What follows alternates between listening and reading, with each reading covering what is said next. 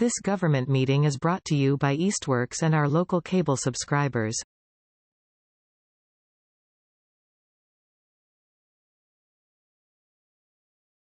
Welcome everybody to the first meeting of 2024.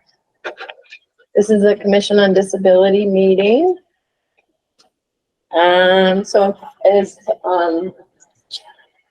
In terms of roll call, I did get a message from Jeff Brown that him and Bryce are unable to make it today.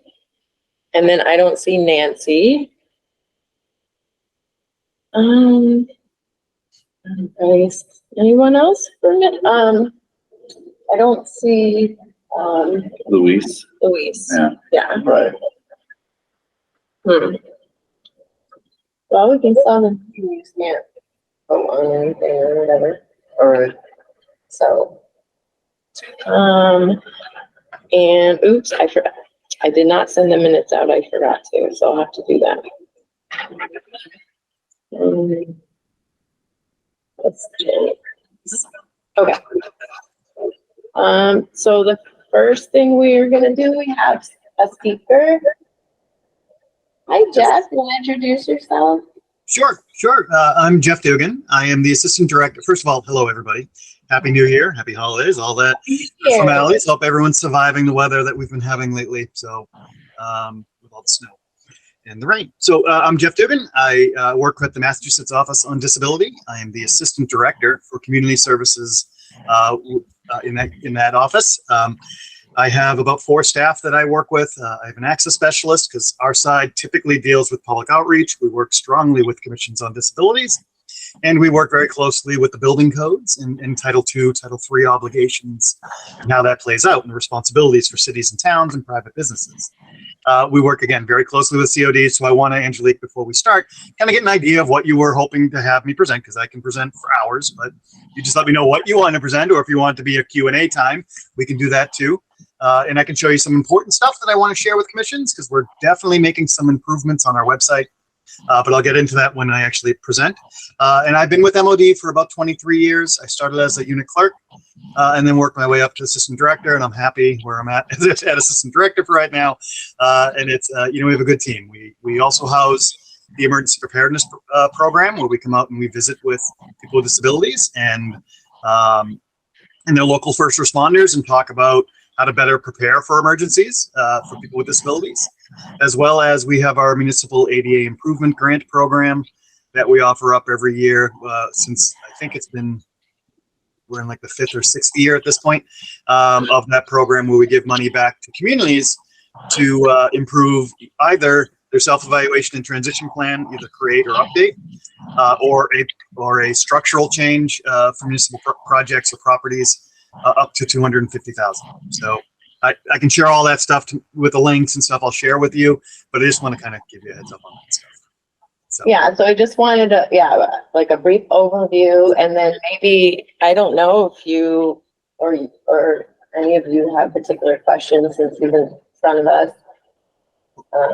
And no pressure on the audience or anybody, no pressure on the commission. I do have some stuff I do want to talk about and share as resources to you. So that way the commission will have that. And if, and if there's specific kind of concerns or issues that the commission are kind of struggling through, I'd be more than willing to kind of offer some guidance on that as well. Or if the successes or things you're trying to get started or want some suggestions, I can also offer on that. But when you're ready, just let me know and I can start. Like I'll share my screen and share some resources with you. So snow removal is like another thing we're kind of working on. So if you have any comments on that after. Well, yeah, snow removal. So what is it for Easthampton? Are people responsible for clearing out the snow on their sidewalks or businesses, or is it the town? Talk to me. It's primarily property owners are responsible for clearing the walks that are they're adjacent to. Yep. And last year, the commission created a public service announcement to help start reminding people of that. Yep. And then I think one of the next steps is kind of just continuing to work with the police department, because they are the enforcement agency for that. Okay. And then I think if Eli's here, I think there is some desire to have the municipality take over the responsibility for clearing walks, but I think the DPW has expressed just some concerns about the cost of that, and like the ability for the city to do that. So those are that's a quick summary. Yeah, oh, definitely. So obviously you're allowed to make it so, people have the responsibility to clear. That's within your purview, within the community's purview. What I might suggest would be, if you're finding that people are having difficulty doing that because of a disability, you may want to try to consider working with the high school to see if they can get some community service credits for shoveling those walks for people with disabilities that would qualify. Now, there is a process for that. You'd have to, figure out what that really means. But is there a way the high school could partner with the commission or the town to do those, like the Angel, I think Brookline, Cambridge, they kind of do it as well, or have had initiatives with it. So, that's a good way to kind of help people who can't do the shoveling themselves and have an opportunity to do it. So it could be elderly or things like that. But students will usually gravitate to it if there's the community service stuff that they're obligated to do anyways. So it's a great one. We've seen it successful in Cambridge and in other places. I don't know right off the bat right now if they're still running it. These things are cyclical. So, you get a great high school, then things change over, and then, you have to reinitialize. So the PSA is a perfect way of reminding people, and you can probably run that year after year. And maybe you could even partially amend it to say, if there is an agreement with the school, that the school might even have a person that could be the lead contact for that, or a student could, right? Keep that list and maintain it and assign people as part of their work. That could be a great initiative to roll out in 2024, in prep of 2025. I'm not sure if it's able to be done like with it now before the spring comes, but at least it might be something you could roll around and think about doing in 2025. The issue is that they are obligated to be maintained, cleared, and at least a minimum of a 36-inch path of travel, while also clearing out the curb cuts and things there, which are typically what gets plowed in, right? The plows only have so much room to move stuff, and depending on the snow, I mean, if you got 18 inch, I don't know how much Easthampton got, but if you were in the jackpot zone, which I know was around 18 inches this last storm, that's a lot to move a lot to move for the plows and a lot to move from the sidewalk, because where do you put it in the city, right?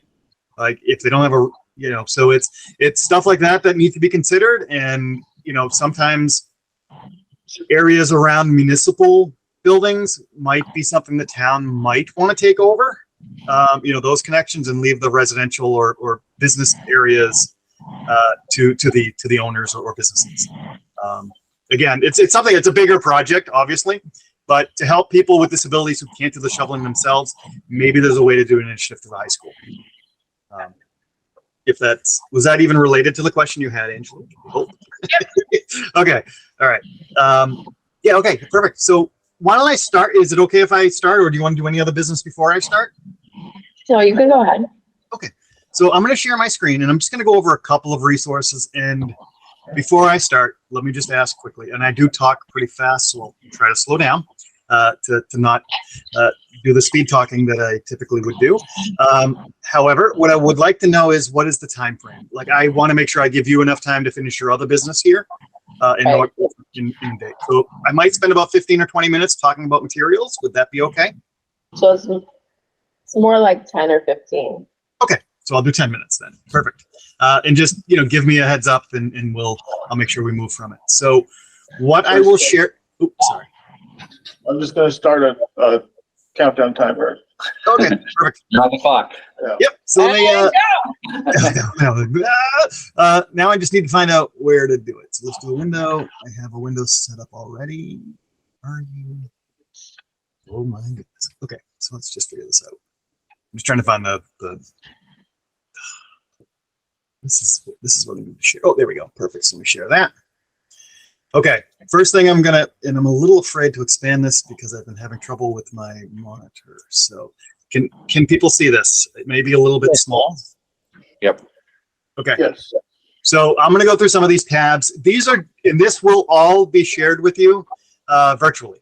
I'm sorry. This all will be shared to you in an email tomorrow or later on today. So you don't have to remember all of this stuff. All of this stuff is going to be shared plus additional items that are helpful for commissions. So some of the big things is knowing who we are. The reason I want to share that our landing page is we are constantly updating the information on our website. We are constantly updating our disability rights and access resources. We are constantly updating disability rights and government services and our training menu. If you are a commission on disability, which obviously, I'm sorry, it looks like a general training, so let me just stop that. But commissions, like you, we are also working on developing a updated Commission on Disability website.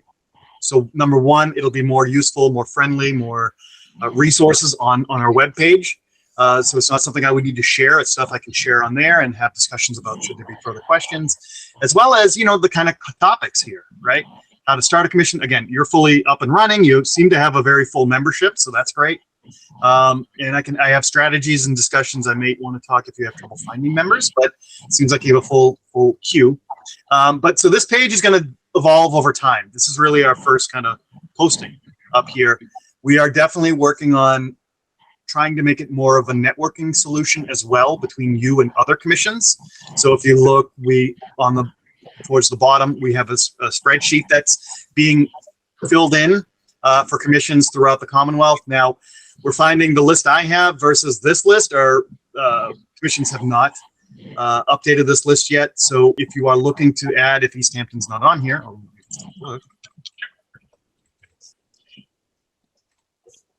okay, so it looks like Easthampton hasn't been published into here. If you would like, you can also, and I'll send this link tomorrow. You can press the update your contact information and get all of this information up to date. This is what we'll be using and how other commissions will be using to kind of connect with you should they have questions. I mean, it makes sense to be a networking team, right? To network with other commissions near you because you may be facing the same exact issues, or Pittsfield might be facing something where Easthampton may want to chime in. So we've got some great resources here. We are also building out, although it's a draft right now, we're building out and revamping our sample operating bylaws and goals. So again, this is purely in draft. I will be sharing this with you, but it's to help, again, you're all up and set and running. So what I typically like to do is just give this as a resource in case, turnover or changes need to be made or you want to update certain things. So we've gone through and provided better examples, a little bit more clarity, making sure things are more consistent with the laws and things like that, just to make sure that it's all there for you, talking about what everyone does, what the meetings look like, how amendments can be made as well. So this is kind of going to take over we have a sample goals and bylaws thing on our publications page. This is going to live on its own page where you can use and we'll update it appropriately that way. So this is a useful tool to kind of help you refocus if you need to, or have on hand in case you need to update it. I do want to share that we're doing a lot of different trainings. It's not just my unit now that does trainings. It is the entire agency. So we have not only architectural access related trainings, but we have ADA coordinator trainings. We have just generalized ADA trainings, disability emergency preparedness, as I talked about.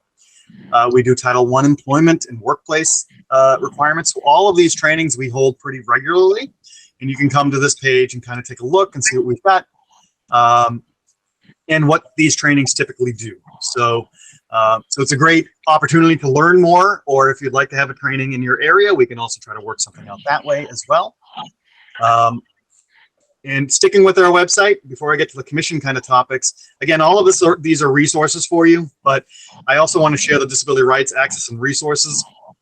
This, again, is just a very helpful tool to if you have a question about effective communication, you can go to here, click the link, and I know I'm going all over the place, so just bear with me as we do it.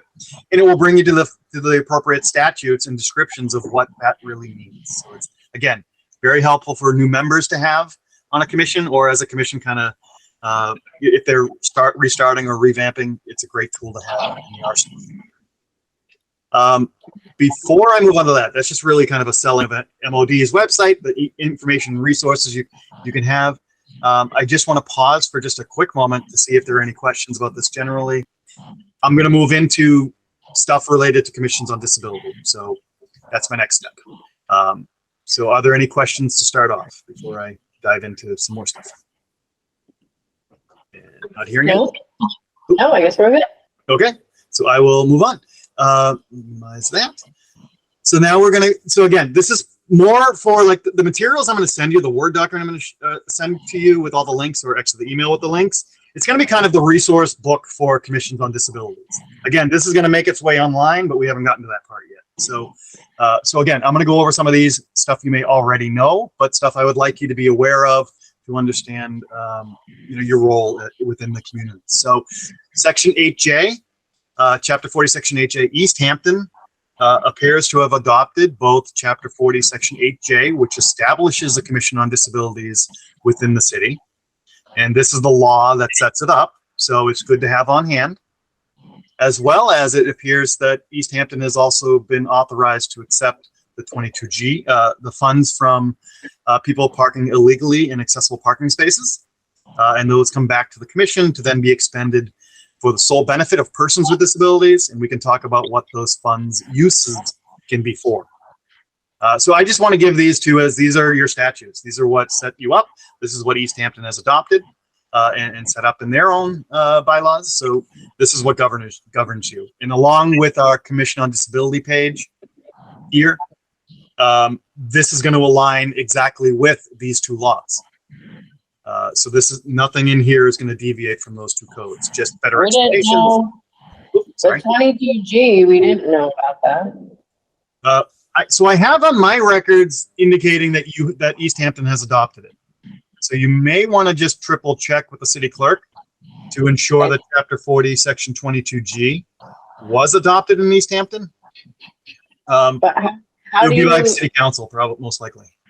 how would you keep the money? Because we don't have a bank account and we were told we can't have a bank account. Okay, well, 22G actually instructs on how to set that up. So again, I'm not the financial person, but it does say set up an account, funds so received shall be in the city or town treasurer in a separate account. Talks about exactly how it's done. So, and how the spends of it. And in fact, let me, I have another document here. I close it. Nope. Okay. So you're not looking to establish your Commission on Disabilities, but I want to just show you, this is how a new community would start up. They would adopt 8J. This is how it's done in cities and towns. It's set up number 2, the 4022G, and this is how it's done in cities and towns. For you as a city, it's the same process. It has to go to, obviously, city council for approval, for enacting. And then, obviously, step 3, appoint members. You're not in that phase. But I wanted to discuss a little bit of this, showing how those funds can be used. So, again, you're setting up a separate account. It's a rollover account. It's not a budget item. It's a rollover account. So, for example, in Situate, where I live, we have, we get around maybe $3,000 a year from tickets that come back to us. And we use that to purchase, we've purchased beach wheelchairs because we're a beach community. We've purchased a lot of special education equipment that otherwise they may not have had. We've purchased a lot of assistive technology for the library. So there's a lot of different uses, and as well as we've paid for stuff like a ramp onto a marine center, as well as a ramp onto a gazebo, so you can do structural work as well with the funds. But again, this kind of shows the process, how it happens. And once the officer writes the ticket, where does it go? How does it go? How does it get back to you? And then developing a budget, and basically it talks about collected monies are then transferred to the 22G account for that. So you first want to verify that this particular law was adopted. I have it as a yes in my calendar, in my research that I've done in the past. So I have a running list of that. But again, you just want to triple check on that. So again, all of the stuff will be shared with you again tomorrow, later on today. So what I also wanted to share are just some really good useful resources for you. One being the ADA Title II Action Guide for state or local governments. This talks about everything a municipality with 50 or more employees, which Easthampton would fall into, is obligated to do under the ADA Title II administrative requirements. So if you're wondering what a grievance procedure is, here's what it is. And they actually give you sample grievance processes. So you can have a short version, long version. They actually also provide you tools for what a self-evaluation and transition plan looks like, and forms for that, in case you need to do it. I did not check beforehand to see if Easthampton had a current self-evaluation and transition plan, but if you don't, or you want to update it, or you want to make it all inclusive, like with the public rights of way accessibility guidelines that are going to be coming out shortly, you could also use the funds that we offer at Mass Office on Disability through the grant application process. You could apply to update it or add stuff to it. So we do have an updated one. We finished it in 2022.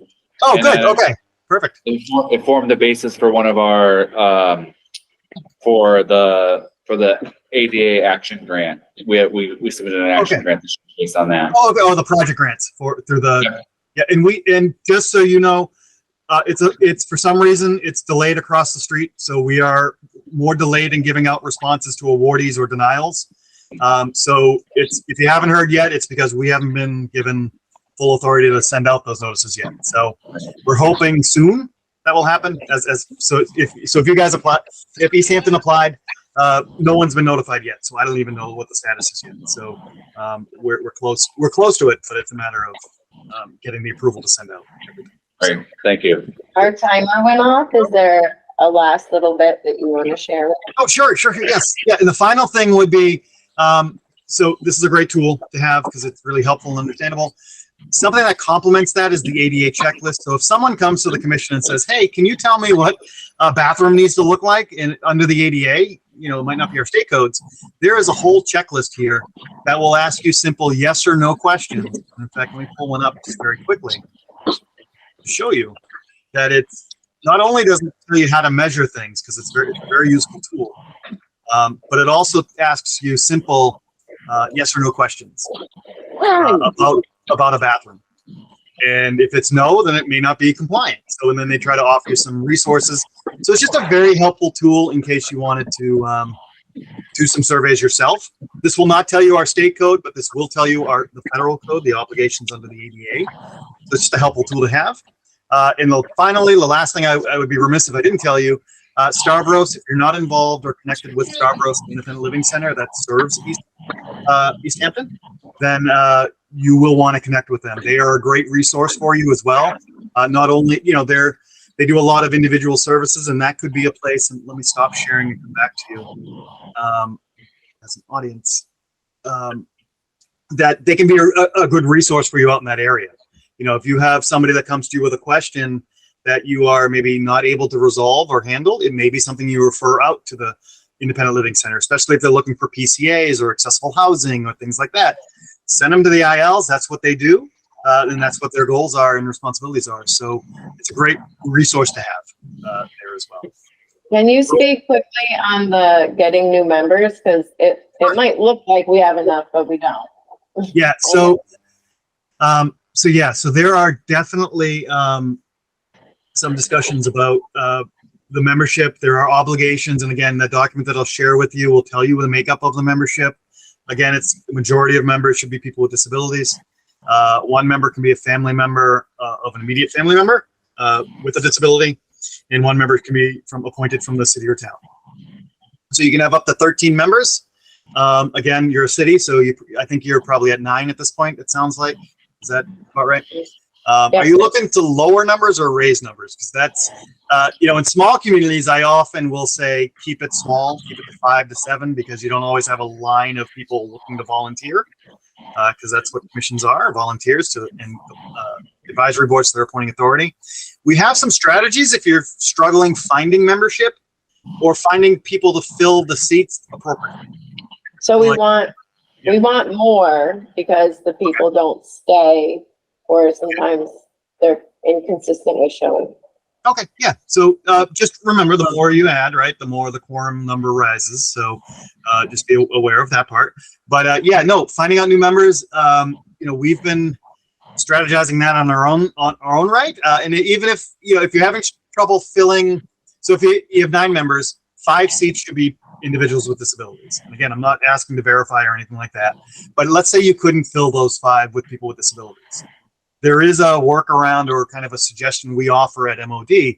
Again, it's not about recruiting new members, because you can do that through local cable, notices that go out. You might try to work with the town when they send out a tax bill to maybe send out a little flyer that says, hey, would you be interested in joining the Commission on Disabilities? Those types of informational things. You've done PSAs, you've done local cable. Awareness fairs will also raise the awareness there and try to get some membership. But if you're struggling with the membership quotas, I guess we should say, I don't like that word, but the membership makeup, we have strategies for that. So as in you would appoint members maybe to fill a seat that is designated for an individual with a disability, but if there's no person with a disability to fill that seat, you don't want it vacant, right? So you can fill it, and then it may transition out, or it may, if someone does come up and want to apply, and they would fill that seat, then that person might be shifted to a different seat, or may not be renewed at the end of their term, or things like that. So we have strategies should that come up with you, and we can have an offline discussion about that too, just to talk about that, what that strategy might be. But getting the numbers up, yeah, you be creative. I'd reach out to the veterans agent. I'd reach out to the Council on Aging, see if there are people there. I'd reach out. Oh, you've done all of that stuff, and yeah, so here's the you're not being paid $1 million to serve on the commission, so that is probably, there's a lot going on, and membership throughout the state is struggling. So it's not just. I'm happy to hear you actually have 9 people. It's a struggle throughout the state. So it's not just getting if you're looking for 13, then you have to be a little bit, you have to be a little bit creative, like seeing if the veterans agent has any members, the school department might have people or parents. It's just the local outreach to the local organizations to see. Yeah. And we're also looking for people who could be officers for. Oh, for the commission? Right. The serve as like the secretary, the vice chair, all of that. Okay. Right.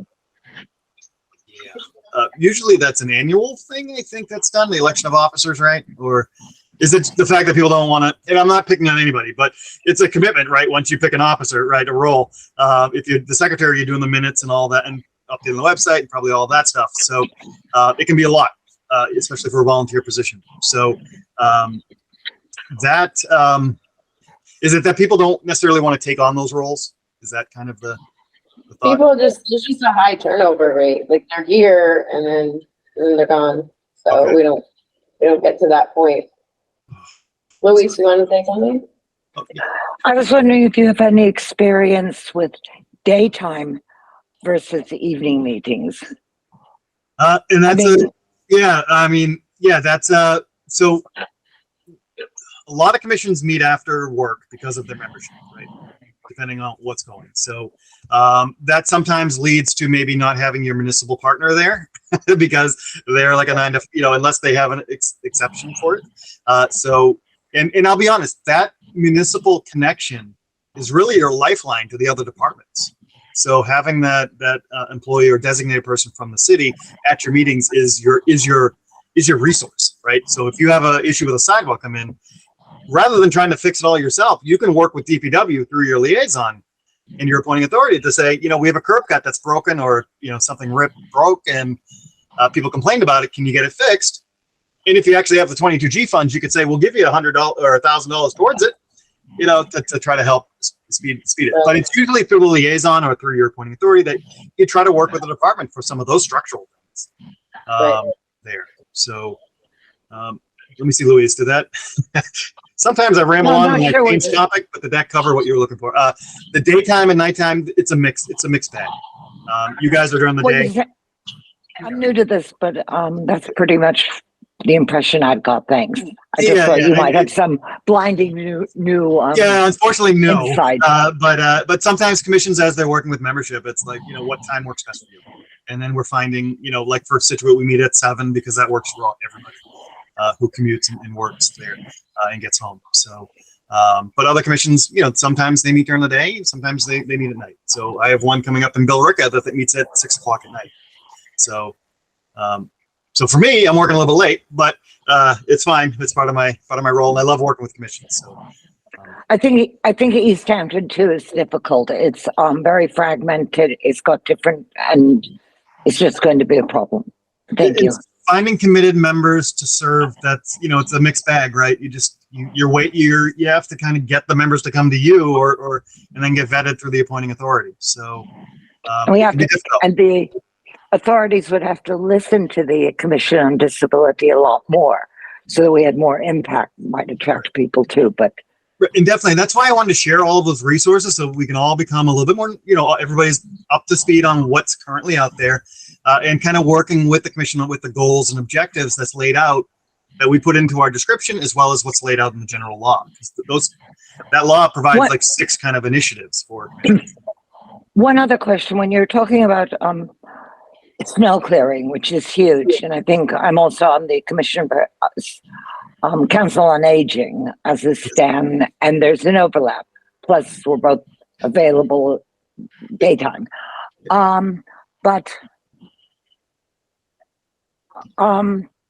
if it's privately owned property that doesn't get shoveled, which can be a huge, obvious problem.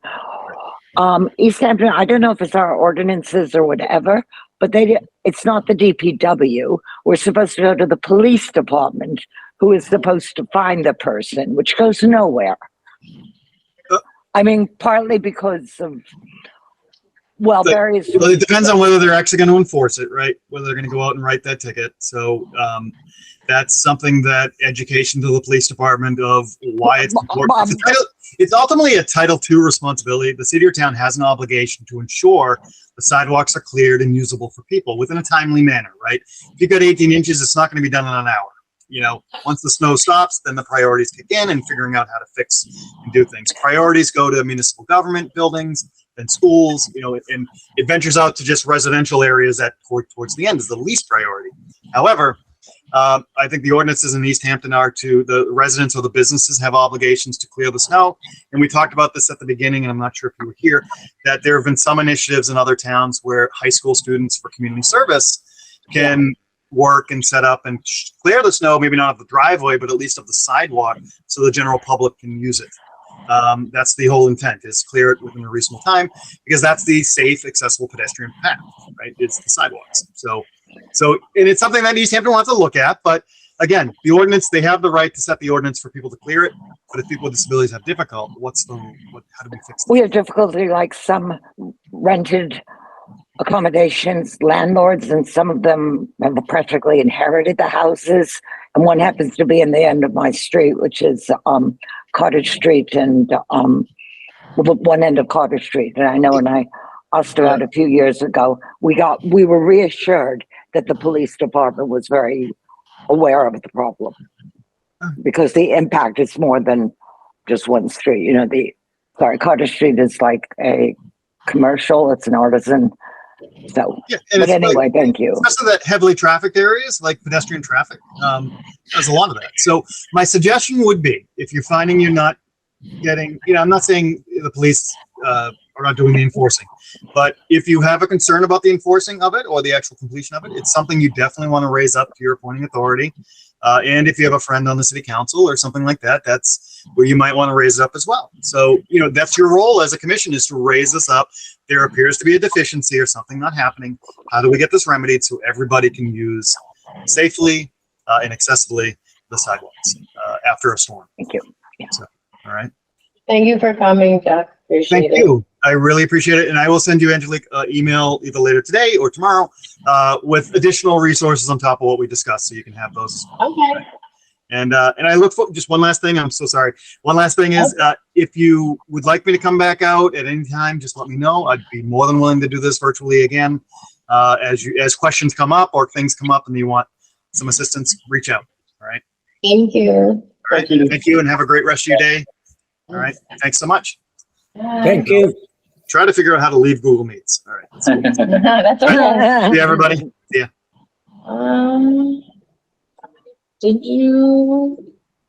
The letter to the city council? What's that? The letter to the city council?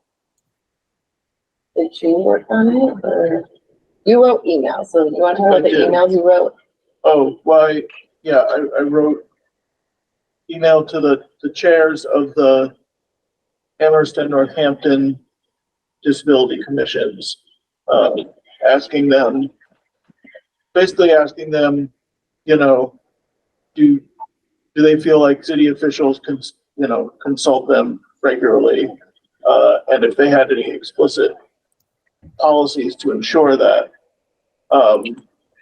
And I heard So far I've gotten a response from the chair of the Amherst Commission. And she says she feels like they do, like they have a good relationship with city officials, but she didn't like specifically answer my question about policies. So by default, I would guess that the answer is no, they don't have any explicit policies. And then, weren't you talking about writing a letter? I think there's two things. So the accessibility ordinance, I did not get a chance to meet with Councilor Gomez. Okay. So that should be an action item that I take through our next meeting. Okay. So I didn't make any progress with that. But at the last meeting, we talked about Union Street construction. Mm-hmm.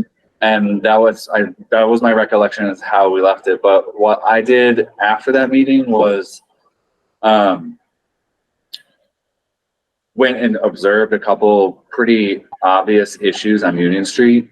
So we made some progress. In front of CHD, they're constructing a new building at 65 Union Street. Okay. And someone mentioned that sidewalk, the sidewalk wasn't very wide in front of that location. And what made it really obvious was, in addition to that, there were two places where trees used to exist, and they cut down the trees as part of the project, but it wasn't passable at all. It basically, it was like a landscaped area with a root tree stump sticking out. So that was a small success, which is we complained to CHD and they pulled out the tree stump and they put cement over that area. So now, even though they have kind of an encroachment, there's 36 inches of passable sidewalk in front of them. Nice. And then to credit the city engineer, he contacted Mass DOT. There were a few areas where they were closing up for the end of this construction season, and they went and they added additional asphalt to make it smoother and generally ADA compliant at the intersections of crosswalks. And then at the same time, they painted all the crosswalks one last time for the season. So who did that? Sorry. The city engineer. Oh. So instead of writing a letter, we got a little bit of progress, sort of immediate action on those two things. Okay.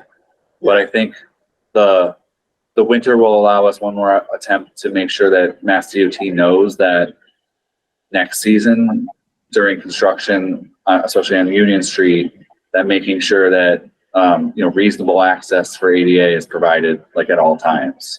Right. So that will be something that we can work on together this winter, but we did take those immediate steps after the last meeting. Yeah, so on that subject, Dan Murphy reached out to me in response to my survey presentation. Okay. And he said, if there's any concerns you have about Union Street, to let him know. And I did tell him the concerns that we talked about before about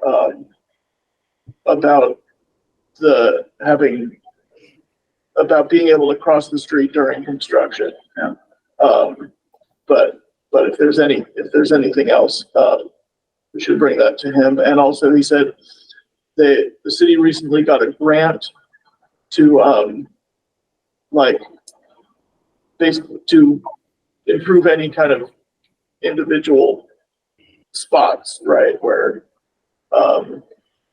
that were inaccessible. And so we should give him a list of spots. So I think we gave you, Jeff Bag, some examples of those. And you want him as a speaker, you said? Yeah, and I also think it would be good if we invited him to a meeting so we could, so this didn't all have to go through me or right. If members could bring their issues to him directly. Louise? I don't know if this overlaps or not, but there was some considerable conversation on Facebook. I think Stan saw it and he was more temperate than I was But asking when the DPW was going to clear the, oh God, the sidewalks down by the pond. If I'm sorry, the promenade, whatever. And I was just wondering if Jeff, I mean, it degenerated into your usual old timers versus new timers versus blah, blah, but I'm just wondering if that impacts here. Yeah, I mean, guess for us, because, you know, people were saying, oh, well, we've got to do the cars first, and they've, DPW is doing a great job on the roads, which is true, but the stuff where it's municipal property, so they have to, get out of their trucks and actually physically shovel. I think maybe they could use snow blowers. I don't know, but, yeah, just two separate topics. I think with Union Street, you know, I think Eli, I wasn't aware of your communication with the city engineer, so there are some gaps.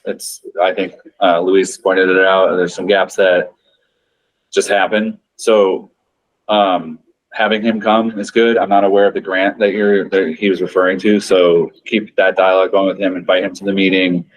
With Union Street in particular, I think it's going to be something where if you see something, we should say something. So, and it can be to me and the DPW, to myself and probably the city engineer, since he invited that to Eli, because Union Street's an active construction project. So I think if there's something happening on Union Street, we should get it either to Eli or the city engineer, because they can actually respond to construction.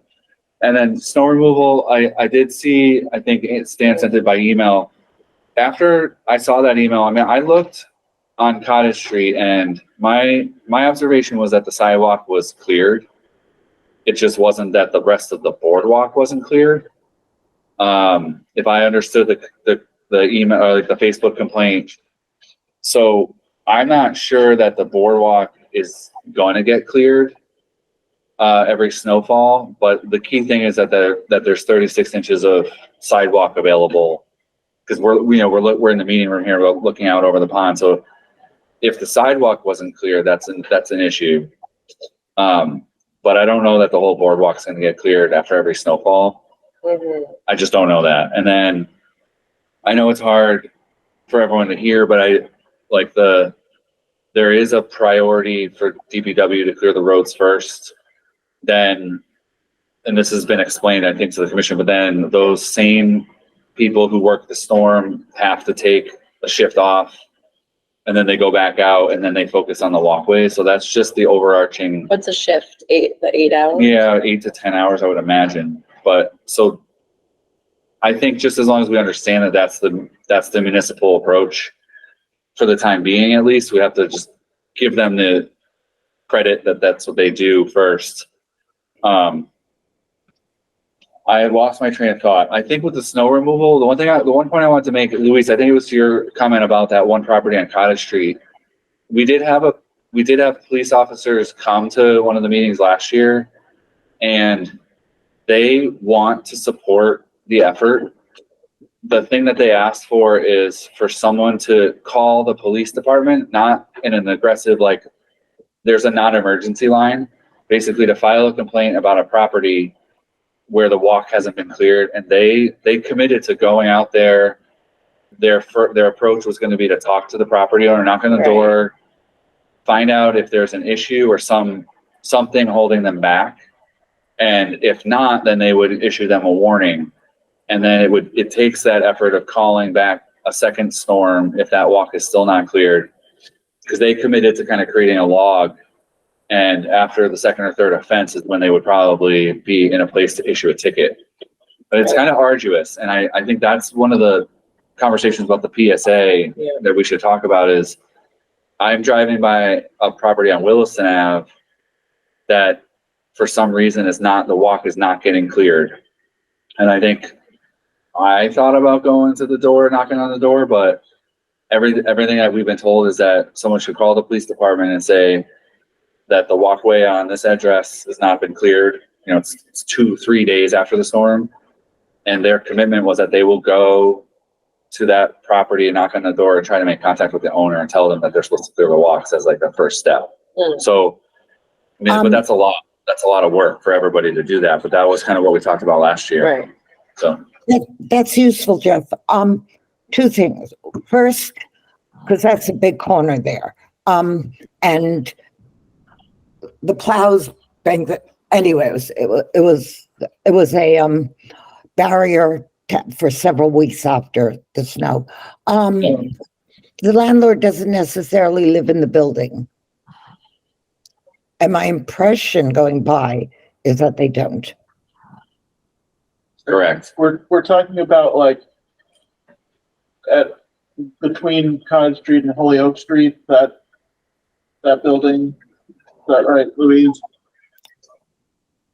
I think so, Eli. It's more on Holyoke Street, so it's that Right. incredible intersection, which is the PBTA and, the community, Robbins Community Center, as well as people like me who just eventually try to get around. But Right. I just wanted to make sure. I mean, I think it doesn't answer the question, Louise. I think it is a problem.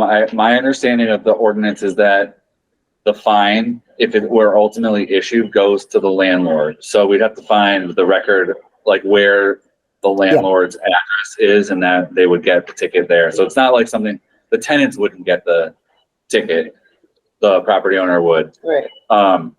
But the final thing was just like the PSA. I did reach out to Easthampton Media. I haven't heard back whether they would be willing to help us make an update to the PSA. So I think the goal might be to get some actual footage in Easthampton where like we kind of need a volunteer, or we need probably a couple volunteers to be in the PSA. Because I think one example would be like Luis, like if that property on Holyoke Street's not cleared and we take a video and we help people understand what happens when a walkway is not cleared. Mhm. Like that was my understanding of what we would probably want to add to that PSA. So should I fall on the floor or what? we had to It's go like- backwards, literally. It became water that was this high. And then when it was just before the pandemic, so leave it. I mean, I had trouble. I could walk forward, not backwards, and it just was horrible.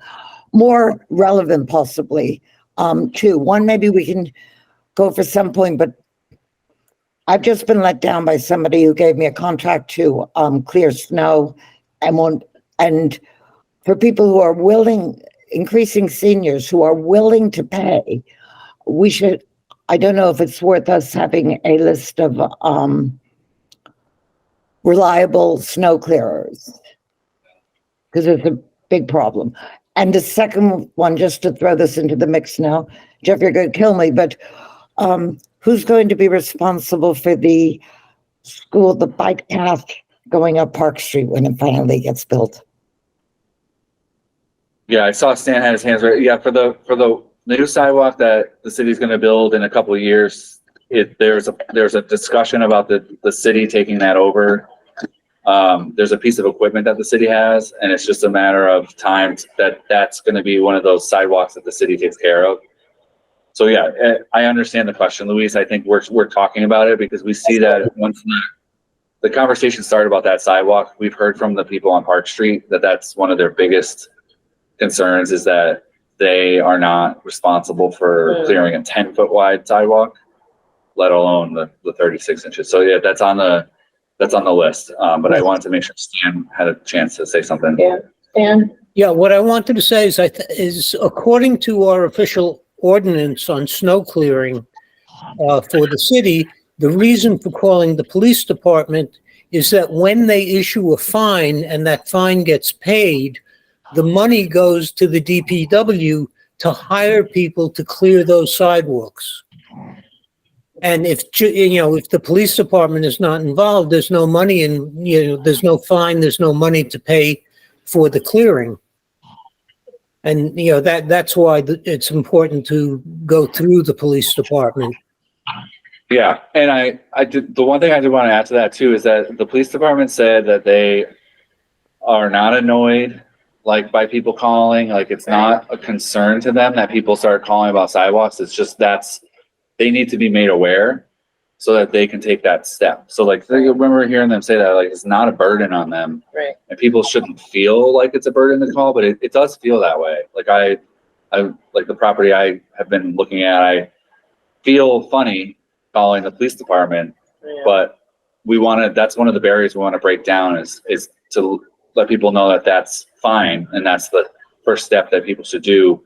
You know, we're not talking like right after like the first snowflake just stopped, or the last snowflake just fell and we're going to call in the police department. But if there's a sidewalk that's like 2 days later and it's not cleared, you know, that's going to be like a really clear example of one where we want to encourage people to call the police so that they can go over there and check it out.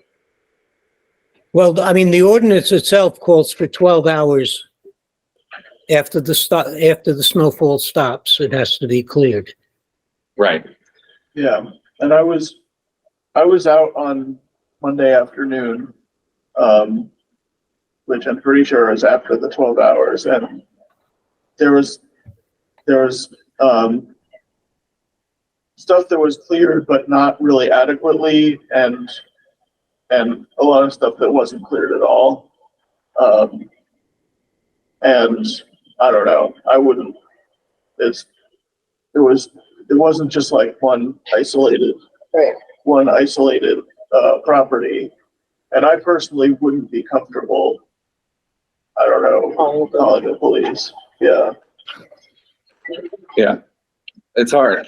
I mean, that's where we've been for like the past couple of winters talking about it, is if we're not going to call the police, then those people who are not properly doing it they may not know. So it's like part educational campaign is what we're still kind of working on, is trying to educate as many people as we can. And then there will be a few outliers who we need to take a different approach with if they're ignoring their responsibilities or something. Or they're being let down by people who said they would plow and don't. I mean, Correct. It's a sort of interstice that I'm stuck in because but anyway, I'd sort of push that if we ever want to do the research. And I think high school students are a great idea. That's going to impact as the population here gets older. That's going to impact more and more people. And plus, you're going to get the usual people are away for 2 months, 6 months, or whatever. And what do they do? Sorry. True. I'm going to contact the high school, and then I'm also going to ask about people that shovel and plow for folks with disabilities. Like you said, it depends on them. And then offer that somehow, like as information for people. Yeah. Yeah. If they're having a hard time or can't find someone. Yeah. It could also get us publicity more, because I think a lot of the general population just is not aware that this commission exists. Right. A lot aren't, or if they are, it's just they know I exist. Yeah. Because I'm making posts under my name. So they don't fully understand what it is. All right, so what were you saying about the PSA though? So they said, I reached out to them recently and they haven't responded back, but I mean, my hope is that they will volunteer to help us again, make an update to it. right, Because I think if I'm remembering correctly, we talked about getting some actual footage from Easthampton. And so we need a couple things to happen. We need Easthampton media to be available. We need a snowstorm, and we probably need like a volunteer or a couple volunteers to help us illustrate what the issues are. So like, I took a couple of photos, Eli, of the situation you described. If someone has a shovel that's 12 inches wide and they only shoveled that 12-inch wide path, like we want to show that that's not good. right, And like 36 inches is what is required. right. To just help give it some of these like visuals of what this is no and this is yes. Like your ex. Like I was imagining the red line, that's a no. And No. like a green check as like this is what we're hoping for, this is what is Okay. required. But my point is that it would be, sorry, Louise, just a sec. My point is that like, if it's like, like, you might as well report the properties that do it right, because they're the minority, right? I mean, along my whole walk, there might have been like just a few that were adequately clear. Anyway, yeah, Louise, go ahead. No, I was just thinking, because we did this in terms of publicity. I thought the PSA had already been done, but I don't watch TV, so I wouldn't see it anyway. Yes, it's already done. We just want to make a new one. Okay, I haven't yet seen the old one. It was just, if we have members, and I think we do, and I don't know if they want to volunteer themselves, but if you put a wheelchair in front of an obstruction, or even in front of a inadequately cleared sidewalk, you get a pretty, it has an impact. Yeah. Right. I mean, don't usually say a picture is worth 1,000 years, but if we could somehow set that up, it would. I'll send you the PSA too. All right. I don't know. I don't think there's anything else on the agenda. We already talked about new members. We just haven't set anything up. Eli and I have both been busy with stuff. And then the subcommittees, we're just waiting for new members. So, but this letter to the city council to make the COD part of the process for the project, I thought you wrote something. Or were we gonna write it? Or we're gonna write I it? was gonna write something, Okay. but We didn't get to it yet, right? Okay, well, we'll work on that. Well, the letters to the other commissions were meant to get information to help. So I have to write that, okay. Okay, so is there other stuff that people want to talk about before we close the meeting? Not that we're done talking about snow, but anything else? Nothing over there? The only thing I'd say is with Jeff Dugan on the call, he mentioned the MOD action grant. So just as a reminder, what Guy applied for was some parking improvements at the Council on Aging. Okay, So they applied for money to redo the parking lot and That's add right. signage and striping so that right, someone who's a wheelchair user would know where to go and park behind the building. And Right. it would get them to the accessible door. okay, So that's what we're waiting. Cynthia, the director of COA, applied for, but we're waiting to hear back whether the city got that okay. When grant. do you supposed to hear back? Like, within? That's what he was alluding to, is it was supposed to happen in December, Oh, yes, yes. or yes. January. So I think maybe hopefully in February. Okay. All right. So I'm gonna contact the high school and I'm gonna look for the plowing and shoveling list of people. And what else? Maybe we'll see if we can work on the letter. See if, and you are talking to Omar. The accessibility ordinance. And then Yes. I'm gonna follow up with Easthampton Media. I'm gonna try to go back to the meeting that we had Yes. last year with the police department and look for that meeting and make sure that I have all my ducks in a row, and then maybe reach out to the police department and tell them Okay. that, like, we want people to start calling them for Okay. uncleared sidewalks. Okay, And then we should probably reach out to DPW and just remind them that this is a really important topic for okay. this group. And then, I see Stan has his hand up too. oh, go ahead.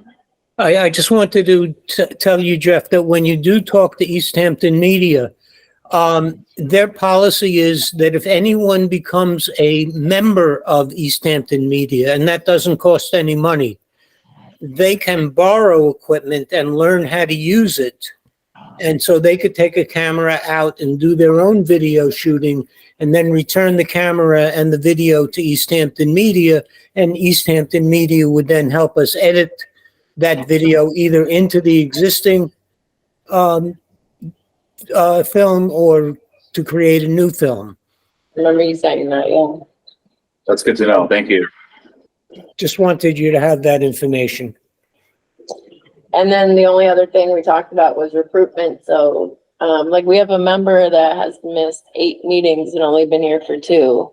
So that doesn't help us get stuff done or have a quorum. So keep talking to folks. Is there anything else? Nope. All right. I wish I had a gavel. Meeting adjourned. If everybody's okay with that. Boop, boop. Thank you, everyone. Thank you. Thank you. This government meeting is brought to you by Eastworks and our local cable subscribers.